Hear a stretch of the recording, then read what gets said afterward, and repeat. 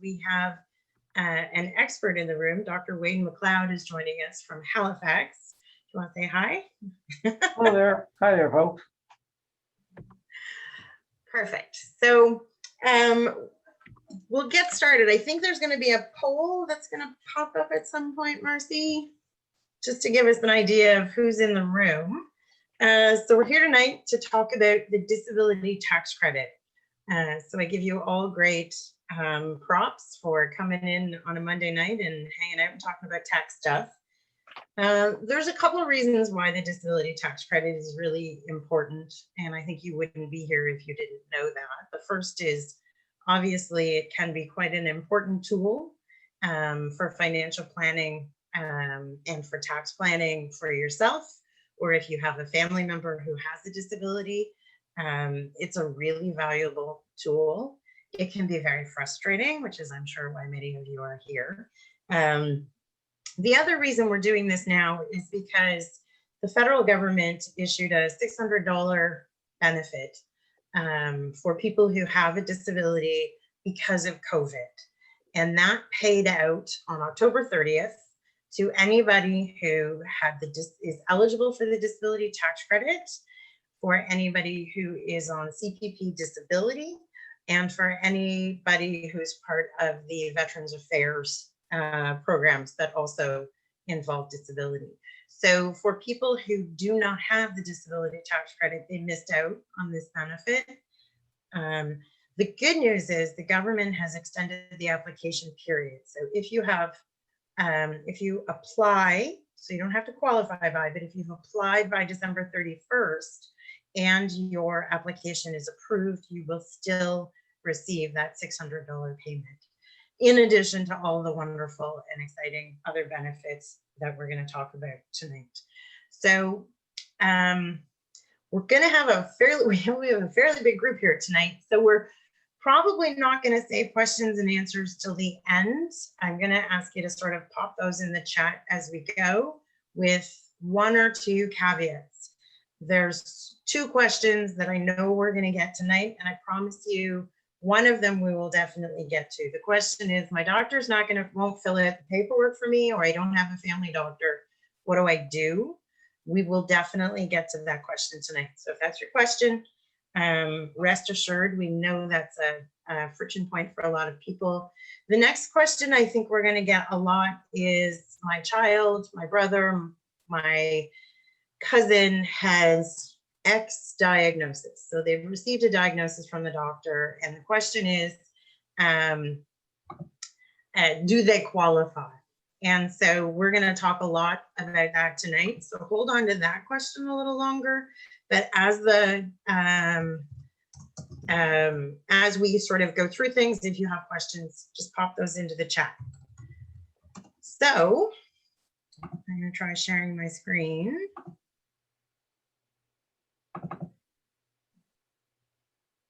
So there we go. So why does the disability tax credit matter?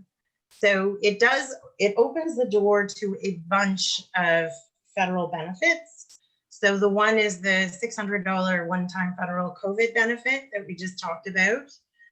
It also allows you to open a registered disability savings plan. You cannot open one without it, which is an incredible planning tool, but not one we're going to delve too far into tonight. In 2020, it's worth $8,500 in non-refundable but transferable tax credits, and we'll talk a little bit more about that one.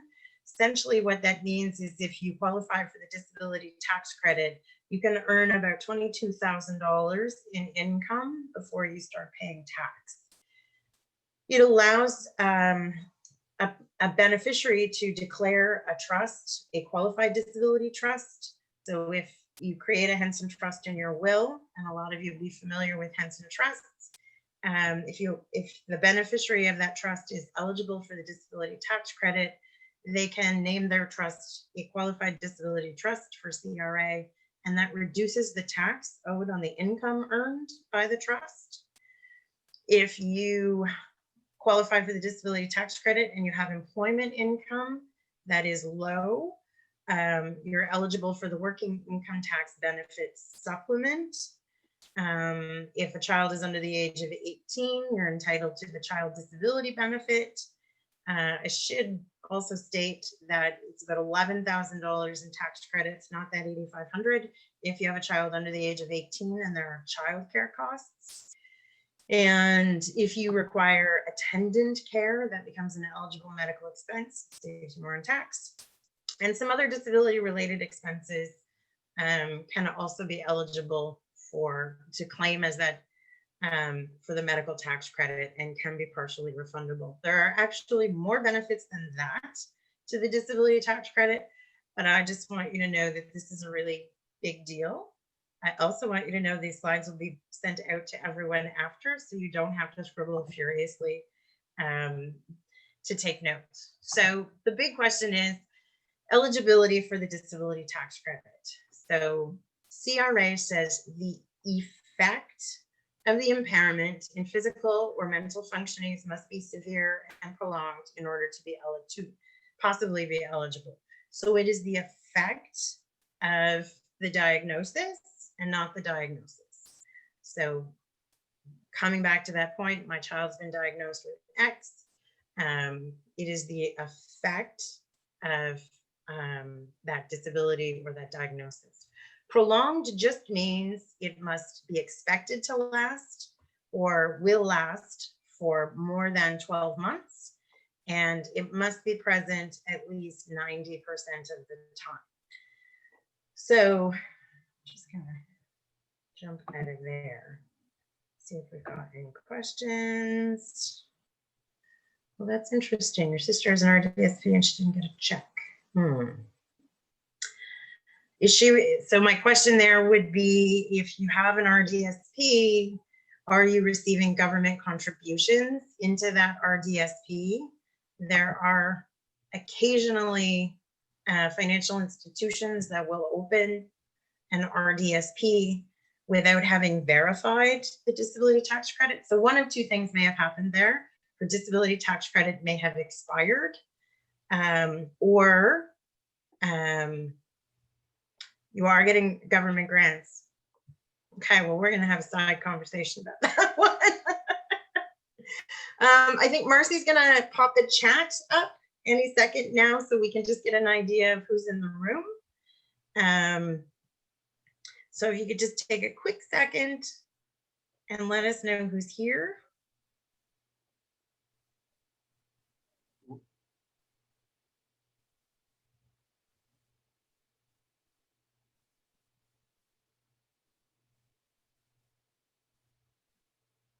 All right. Got a nice little mix there. Some support workers, lots of family. That's great to see. And a couple of people here are representing on their own. That's great. Thanks, Marcy.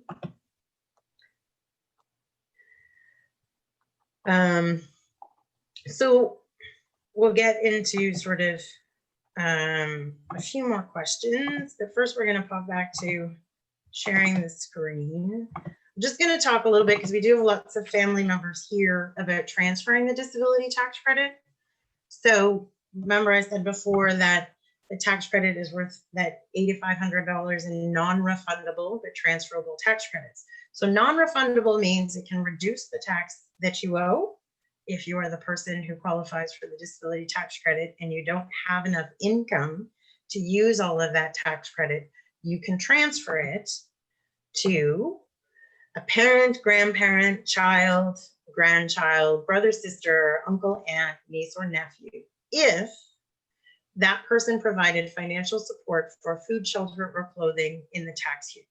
So you don't have to live with the person you're transferring your disability tax credit to, but if you're receiving that tax credit, you are going to have to show some evidence of financial support for food, shelter, or clothing.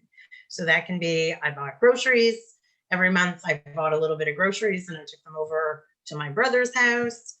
You save those receipts. They don't have to be substantial. They don't have to add up to that $8,500, but you need to show evidence that on a consistent and regular basis, you're providing that financial support.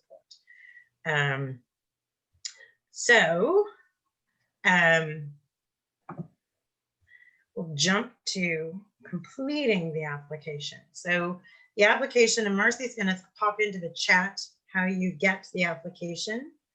It's a T2201 for CRA. So it's a 5-page application with 1 page of instructions. And the first page is all the person has to fill out who's applying. So the part A is just name, address, social insurance number, date of birth. Part 2 is for the person who may be claiming on behalf of, in order to transfer some of those tax credits. So that would be a spouse or common law partner, or if you are the parent of a child who's under the age of 18. So if your child is 20 years old and they still live with you, you would not fill out this part because CRA is not going to do the transfer for you. We're going to have to do it ourselves. So it is, in the case of an adult over the age of 18 filling this out, you fill out section 1, skip section 2, you go to section 3 and 4. So this is all still on page 1. If you want the CRA to adjust your returns, so they will go back as far as 10 years, as long as the diagnosis or disability is more than 10 years old. So if you check yes to that box, CRA will just automatically recalculate all of those tax returns. If you are going to transfer that disability tax credit, then you're going to check no, I don't want to. And we're going to manually do a tax return adjustment, which is not nearly as painful, I promise, as it sounds. And then the person signs. That's it. And then we get ready to go to the doctor. And this is where I'm going to throw things over to Dr. MacLeod. And I'm going to sort of ask, I guess maybe you could go over sort of who can fill out the disability tax credit for people. Sure. So thank you for having me, everyone, and I hope you can hear me all right. Basically, your family doctor can fill out any of the disabled criteria on the form. So if you have a family doctor who you can get cooperation from, they're able to fill out any of the types of disability that qualify for this credit. If the disability affects vision, an optometrist or an ophthalmologist can fill it out, so your eye doctor can do that. Speaking, if the disability involves speaking, speech language pathologists and physiotherapists who specialize in that area are able to fill out the application if you have a relationship with those folks. If the disability is related to hearing, an audiologist is able to fill it out. If the disability is related to walking, then a physiotherapist can fill it out, as is if they're having difficulty with dressing. And other than that, the section pertaining to mental function, you can get corroborating evidence from a psychologist for that if you're seeing one who can fill that in. So your family doctor can do anything on the form. If you're seeing a specialist or a therapist who has expertise in certain areas such as vision, hearing, or walking and dressing, physiotherapists can help. Or if the condition has an effect on mental functioning, then a psychologist is able to fill out the form and sign it for you. That's great. So maybe we'll jump to now sort of what those activities of daily living are that CRA is looking for. Yeah, sure. So the activities of daily living that are covered by this by the credit can involve vision. So for each of these, if you look at the criteria, for most of the different types of disability, there are very specific examples of what the criteria are. So for instance, if a person has a visual impairment, Visual impairment has to be of a certain severity. If the person has difficulty hearing, in hearing, the criteria are laid out in the form that if that in a quiet environment, even with the assistance of hearing aids, if the person has a substantial trouble hearing, then they would qualify.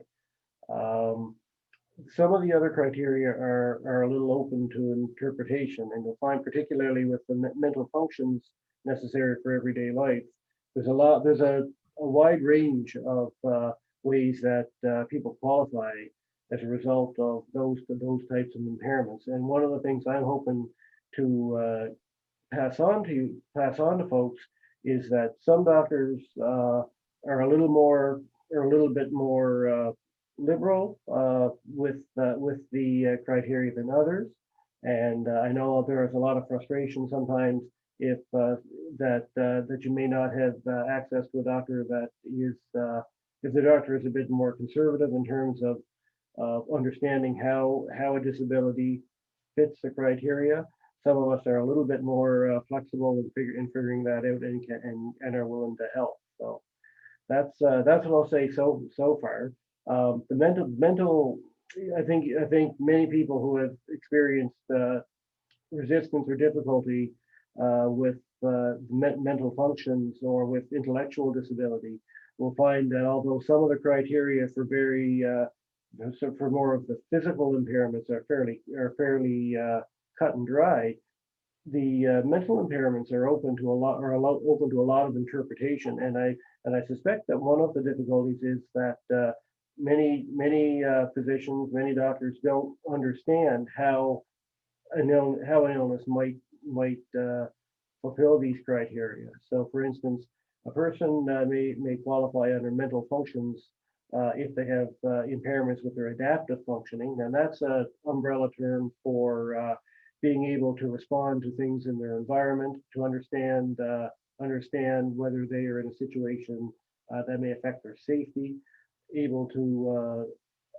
interact socially or understand social interactions, and those kind of things. Those kind of impairments qualify, and they're not always obvious, particularly when doctors like myself are guilty of seeing a person for 10 or 15 minutes at a time and then saying,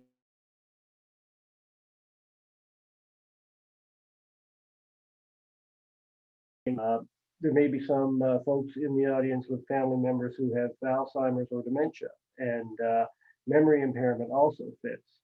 But again, not always well recognized that a person's memory may be affected, and they can be affected that way. And then the other larger criteria are things like goal setting and judgment, and those can be affected by mental illnesses. And again, unless sometimes it's demonstrated to the doctor that the impairments that they have fit those criteria, they may not be immediately obvious. There's also a provision in the tax credit for people who have conditions that require 14 hours or more to manage their illness. So, for instance, a person who's on dialysis and has to attend dialysis 2 or 3 days a week for several hours. Another example that fits in there are people who have cystic fibrosis and require chest physiotherapy, and those types of illnesses qualify there, if not in other areas. And finally, another common question is, can a diabetic person qualify? And the answer is sometimes yes, if they are, for instance, insulin dependent and managing their illness requires 14 hours per week or more to manage correctly, then that will fit the criteria and satisfy CRA. Thanks, Dr. MacLeod. Can you maybe help people think about what they should be thinking about? So if it is an intellectual disability, or even let's just talk about sort of something like anxiety disorders. So when we talk about the diagnosis is anxiety. When we talk about the effects, can you help people sort of envision what that might look like in a conversation with their doctor?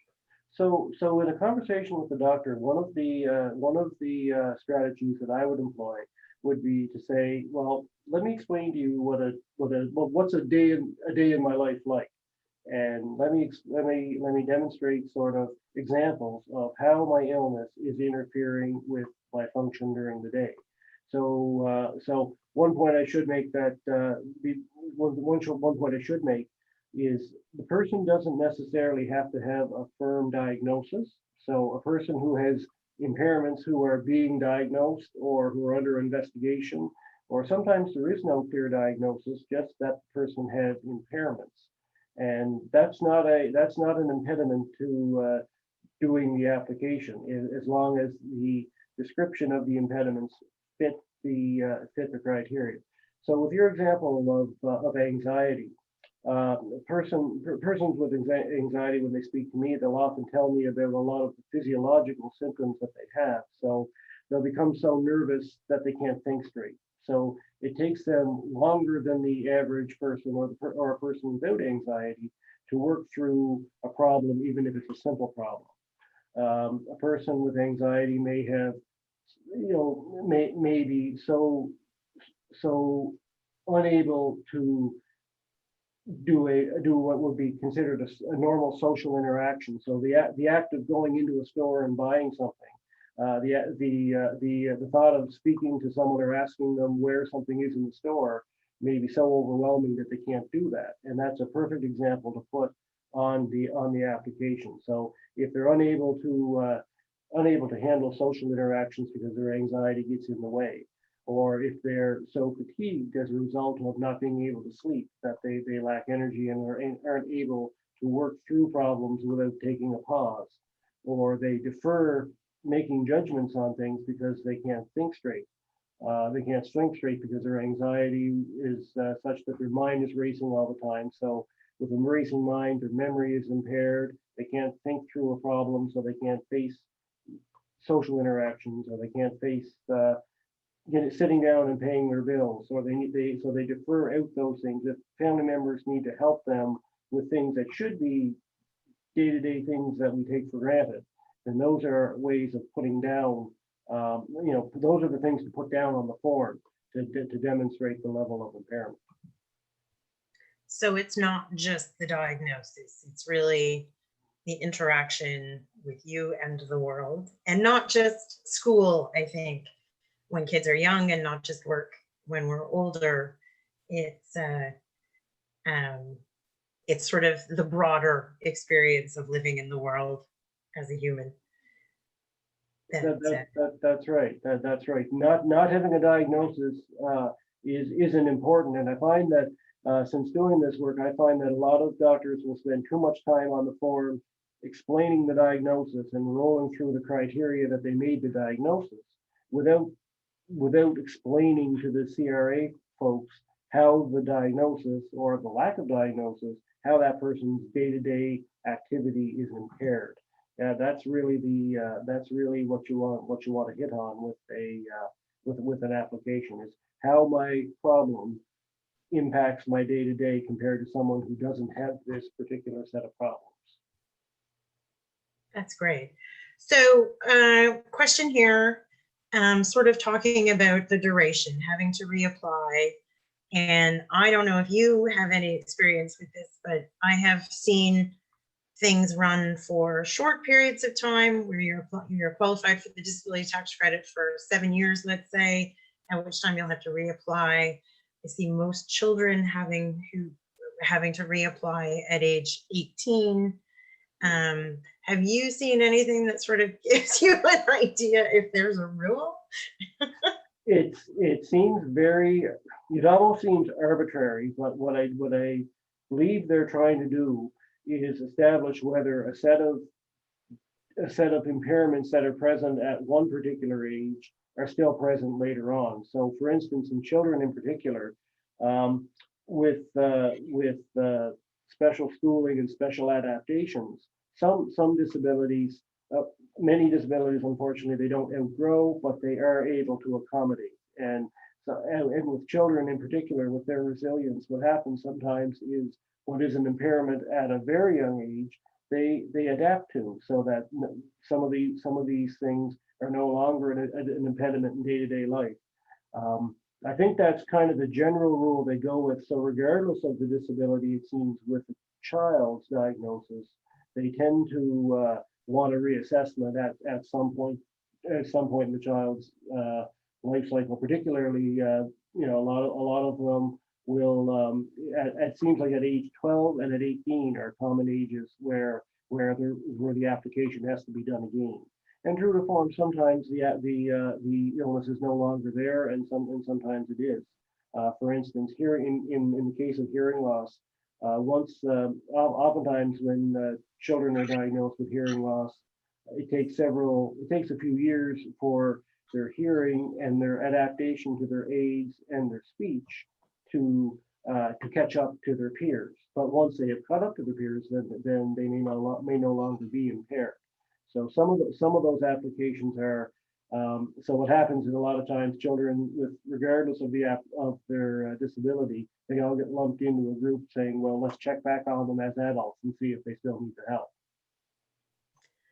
So I think that answers a couple of the questions that, yes, you will have to, in all likelihood, reapply at age 18 and begin the process again. So again, thinking instead about, when your child is younger, maybe they're 4 or 5 when they first qualify, at 18, those interactions with the world and the effect of the disability or the impairment may have changed because we're doing different things when we're 18 than we are when we're 4.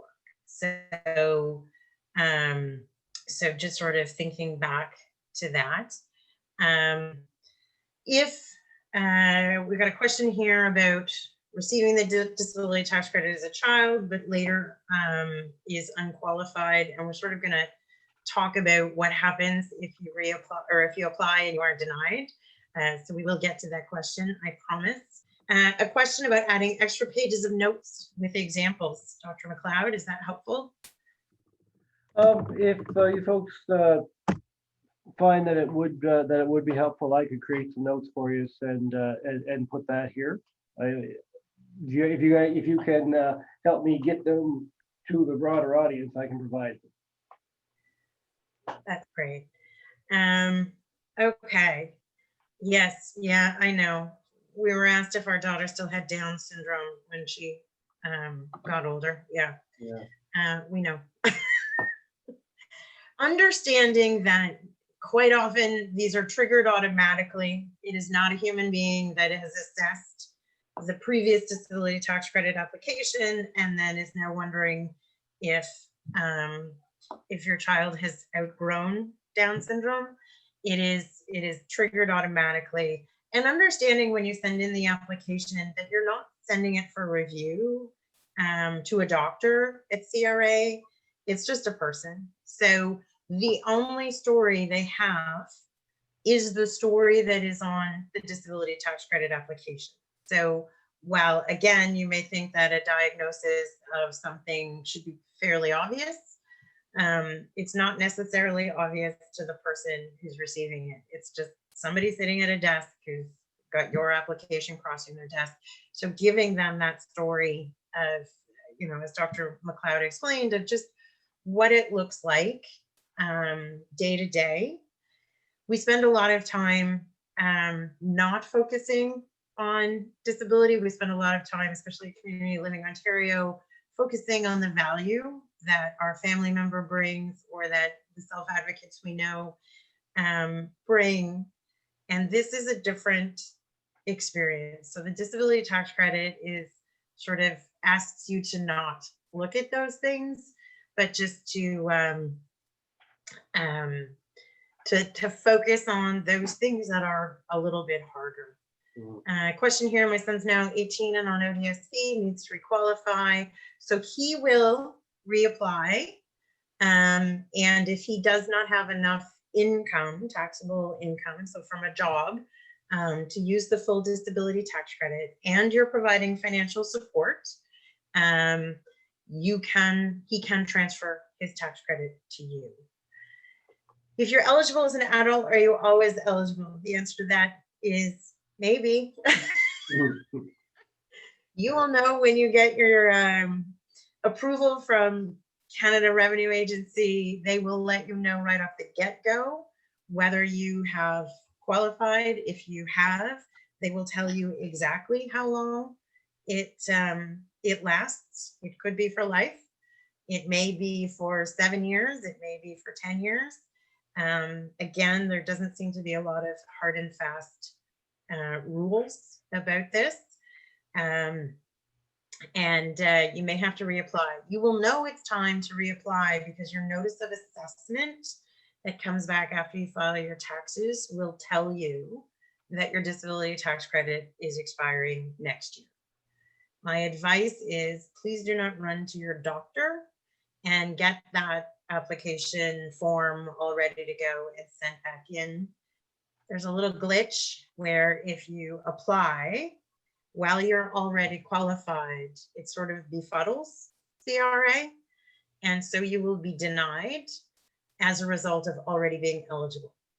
So you need to wait till you're very close to that expiry for the disability tax credit to the previous one to expire and then apply. If you apply too soon, you will be denied, not because it is a valid denial, but because they don't know what to do with your application because you've reapplied too early. Again, remembering that it's human beings on the other end of this, then that's just sometimes how it works.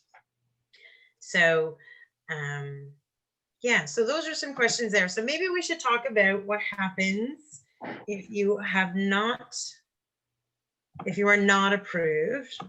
Pop up my handy dandy slides. So if you aren't approved, you really have 3 options. So you can ask for a review of the current application, but you must include new information from the medical practitioner. So you have to have new information from the doctor or audiologist or physiotherapist that wasn't included on the initial application. You can object to the denial and you can ask for an appeal.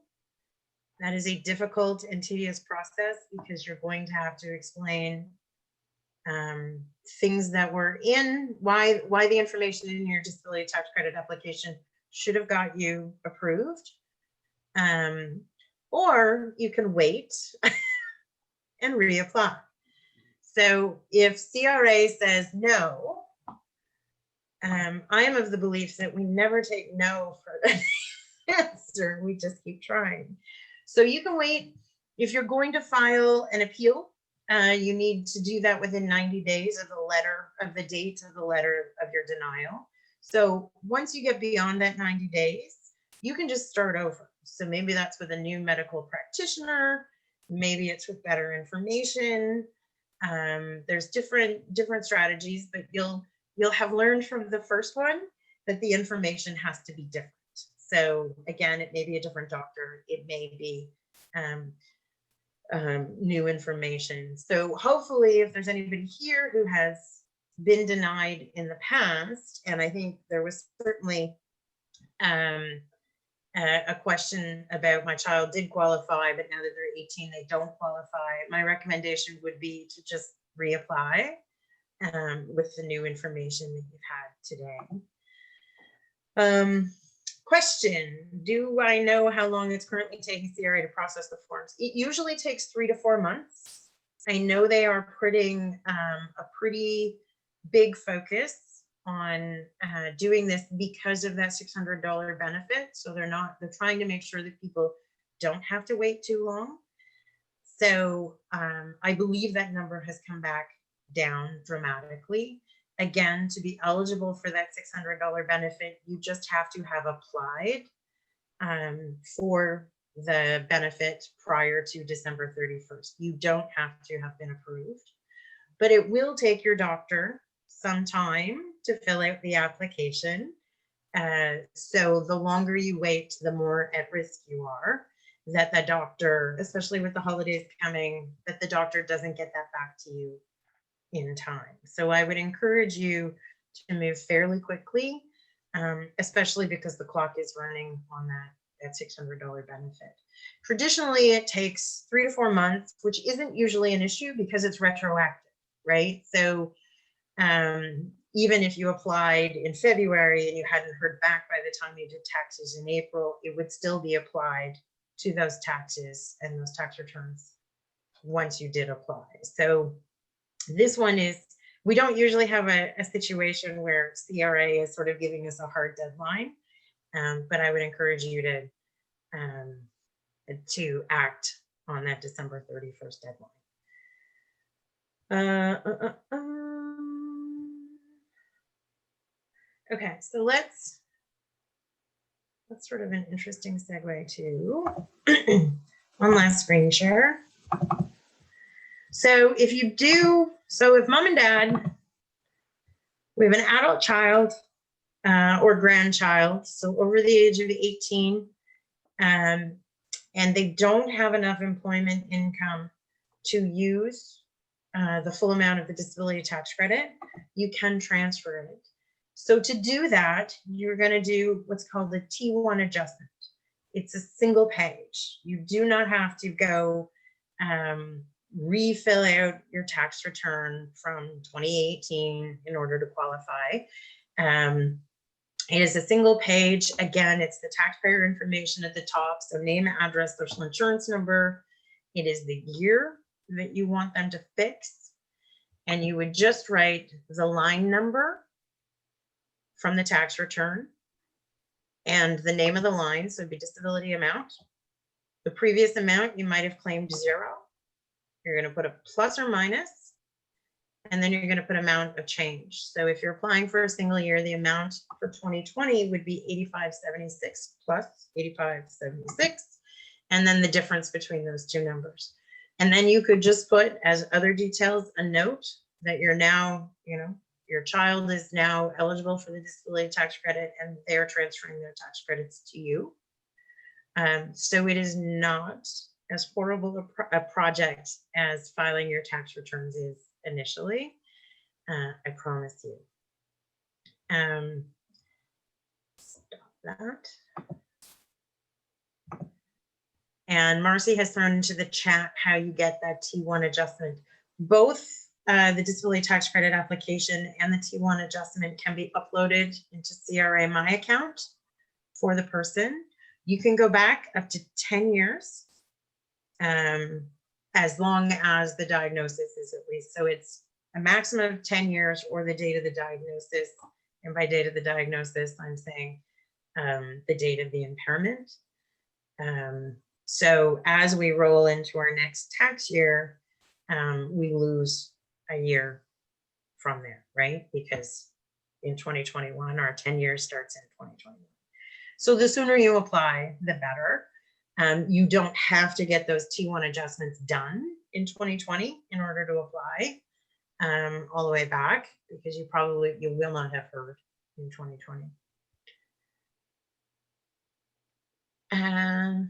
Here's the good one for you, Dr. MacLeod. Are there key phrases when speaking to the doctor to show the importance of this application? So you go to the doctor and maybe they're not as nice as you. Well, there are some key phrases I think you can use, and it really depends on what or if any objection that your doctor has. In a lot of cases, some doctors are ignorant as to what the credit is for. So just explaining that you get a substantial break on your taxes should be enough for most doctors, because we know what getting a tax break is like. So just I think in all seriousness, I think the phrase to use if you have a doctor who's a bit reluctant to do the application, or if they say, no, listen, you're not going to qualify, or your disability doesn't qualify you for this, is to just say, this credit means a great deal to my financial future. I deeply appreciate it if you fill it out. You said that I won't qualify, but I think I might. I'll pay you for your time filling it out. Do the best you can, and I'm going to see if I can qualify, because there's really no downside to making an application the worst that CRA can do is say, no, you're not qualified. So you don't get penalized for trying to apply. So just to say, you may not understand, first of all, how much my impairment affects my day-to-day life. Let me explain that to you. Secondly, this credit is quite important to my financial future or to my son or daughter's financial future. I deeply appreciate it, even if you don't think I'm going to qualify. Fill it out to the best of your ability, and I'll pay you for my time. And if I come back and I'm not qualified, you get to say told you so. But I've reviewed what qualifies and what doesn't. I think I stand a chance.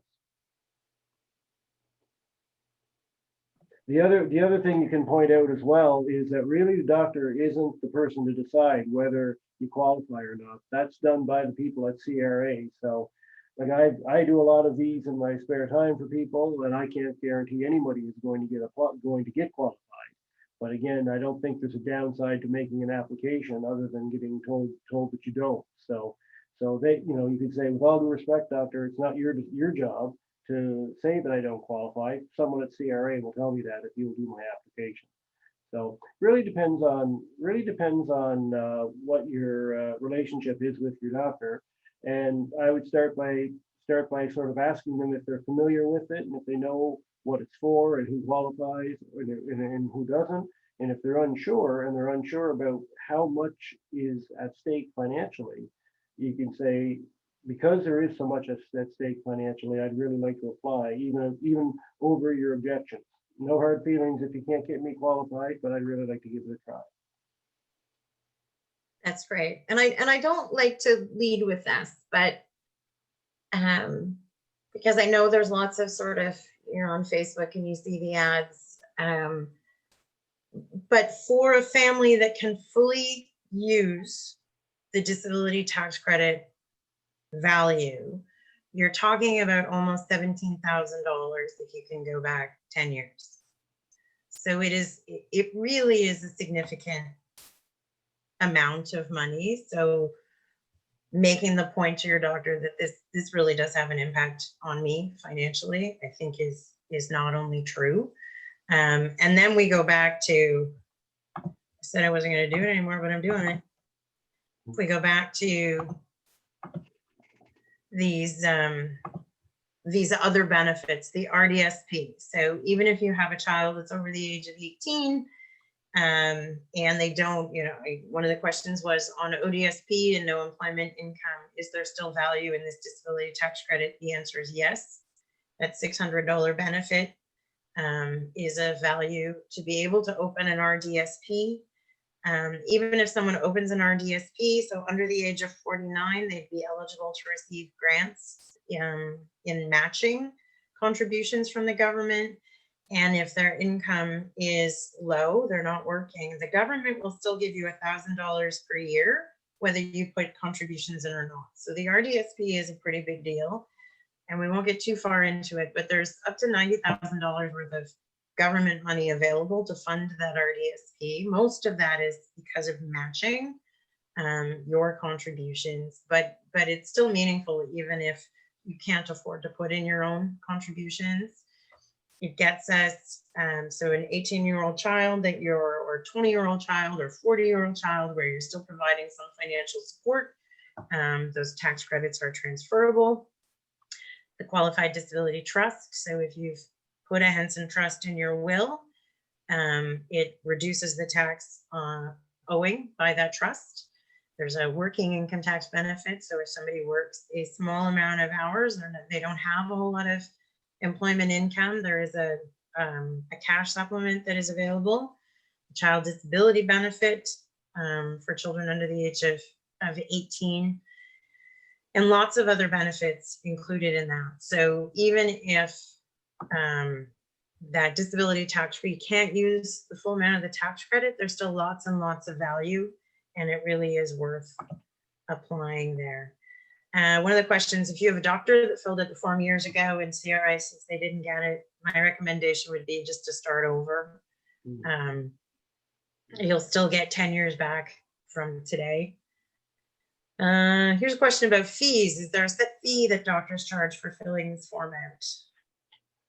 I don't think there's a set fee. I know that I've heard that physicians in Ontario can charge a little bit more than we charge our patients here in Nova Scotia, but I think it's a provincial thing. It's not a complicated form to fill out. The fee shouldn't be extravagant. Easy for me to say, but I think you we look. I'll take a ballpark. I've heard everything from $50 to $300 to fill the form out. Some will charge more.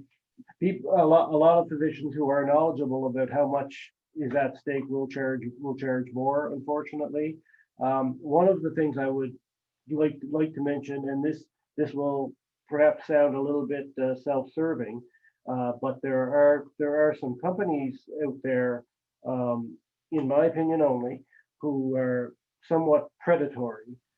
So that you'll hear of companies who will help you fill this form out. And what those companies actually do is take the form available off of the internet, send it to your doctor, and ask them to fill it out on your behalf. Some of the companies are quite sophisticated and will actually tell the doctor what to write, but your doctor has to write it anyway. And then you send the form back to these companies, and they do the application on your behalf.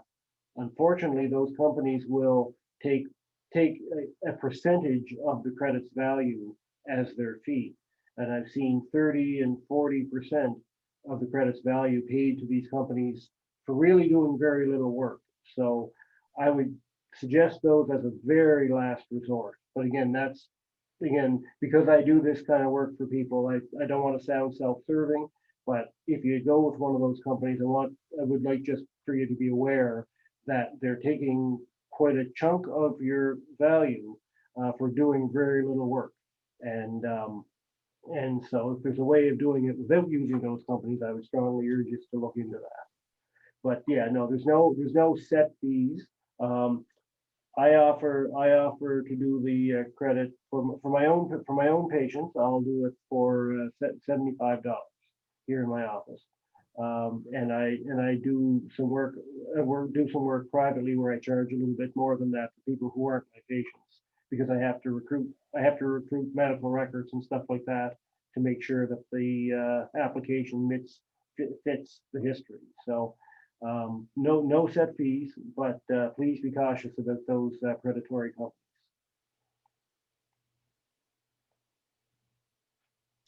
That's great. I think we've answered a lot of these questions. Extremely hard to open an RDSP. That is a presentation for another day.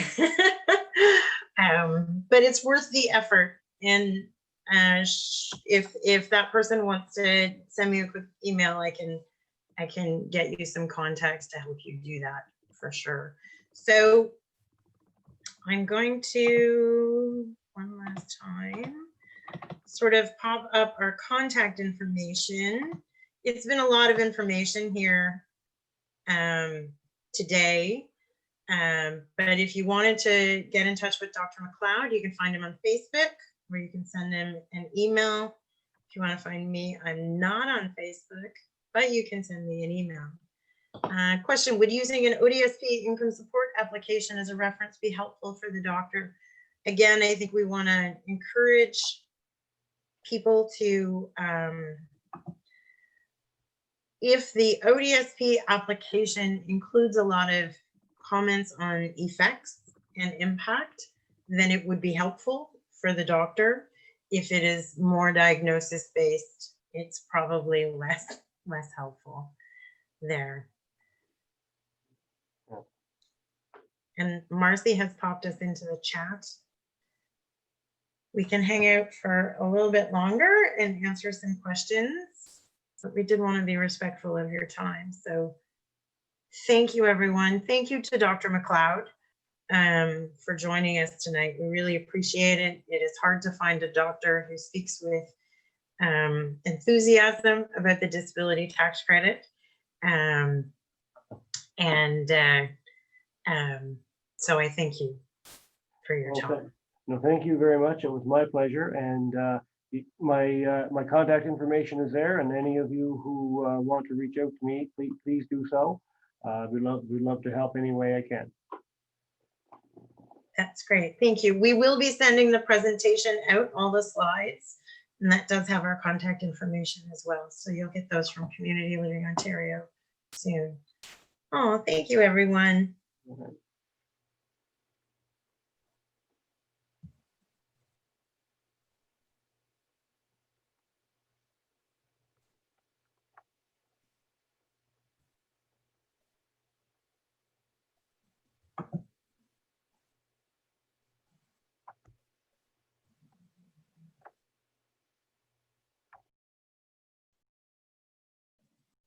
And Manjula, I think you're still there. I think you have my contact information and you're going to flip me an email or give me a call tomorrow, okay?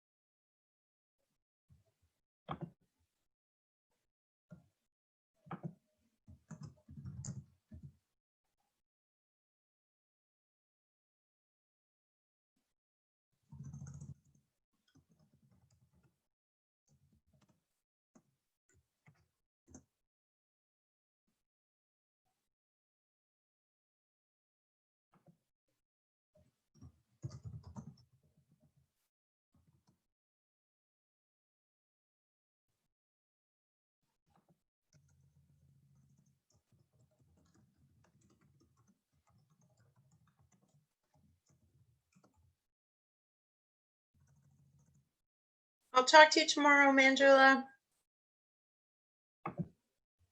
Bye, Marcy. Thank you.